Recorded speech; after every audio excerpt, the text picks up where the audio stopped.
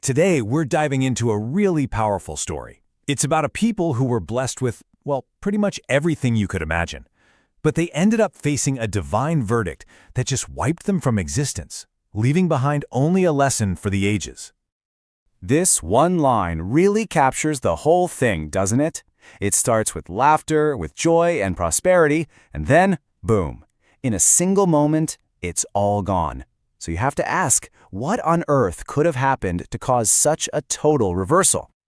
Okay, so to really understand how far they fell, you first have to see just how high they were. Our story kicks off in the city of Sodom, a place that was, by all accounts, an absolute paradise on earth. I mean, you have to picture this. The level of blessing here was just off the charts. The land was so fertile that these people never even knew what famine was. The water was fresh, the fruits were plentiful, the crops were so reliable, it was like the earth couldn't say no to them. This was a valley just overflowing with goodness. And this is where the story gets its tragic twist. There's this huge disconnect, While the land around them was soft and sweet and giving, the hearts of the people who lived there, they were growing harder and more corrupt every single day. So, what was this corruption all about? Well, the source material describes it as something more than just a simple mistake. It was something entirely new, a behavior that had apparently never been seen before in human history. Now, what's really important here isn't just the act itself. It's the fact that it became a public, celebrated part of their culture. Something that might have been hidden away in other societies was, in Sodom, brought out into the open. Shame was totally gone, and it was replaced with pride. And you can see how this one major shift started to unravel everything else. Their public gatherings became shameless. Travelers weren't safe on their roads anymore. Divine laws were openly mocked. They weren't just breaking the rules, they were making up new ones based on their own desires, and they were proud of it. The whole valley of blessings had turned into a field of sin. So into this deeply corrupt society, a messenger was sent. And his job wasn't just to condemn them, it was to warn them, to call them back to the right path before it was too late. And this messenger was Prophet Lut. Now, his connection to Prophet Abraham is a really big deal. It places him in this incredible lineage of divine guidance. He had a very specific mission: go to Sodom and try to steer its people away from the cliff they were running towards. Their response? It was like talking to a brick wall. For years, Lot pleaded with them. He appealed to their faith, to their common sense, to their very nature. But their replies were just dripping with arrogance. They said, "We trust our high walls, not God." They literally dared him to bring on the punishment he was warning them about, saying they were in complete control of their own bodies and actions. It was a total rejection of any authority other than themselves. And this is the turning point.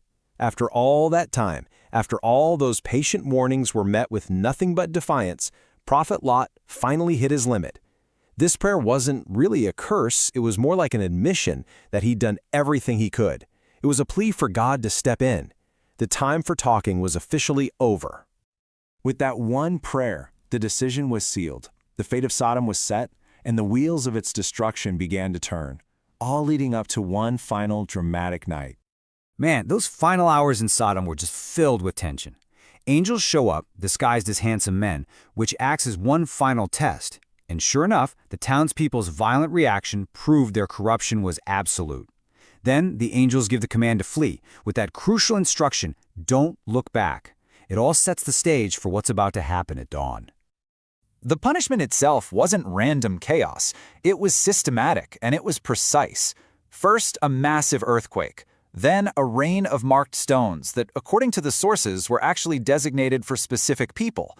And finally, the whole city was literally lifted into the air and flipped upside down, completely erased from the map. And that's the whole point, isn't it? The very things they trusted in, their tall walls, their powerful leaders, their incredible wealth, were all completely useless. Their pride and their power offered zero protection when the divine verdict finally came down. It all got buried right along with them. So the city was gone, and the people were gone, but the story wasn't. According to the source, this event was deliberately saved to serve as a powerful, permanent warning. This brings us to this really key idea of Ebret. It's so much more than just a history lesson. An Ebret is an event so profound that its memory is meant to act as a moral compass, a clear warning sign for everybody that comes after. The destruction of Sodom was meant to be exactly that. This just sums it all up so perfectly. Every physical thing about Sodom, its streets, its buildings, its people, was annihilated. But the one thing that couldn't be wiped out was the event itself. The story was etched into history as a permanent reminder of what happens when you turn your back on divine guidance. And that's why, in the end, this isn't just a story about some ancient city that fell thousands of years ago. It was designed to echo through time and to make every generation ask the same question. What lesson did you learn from the people of Lot? And that answer? Well, that's up to you.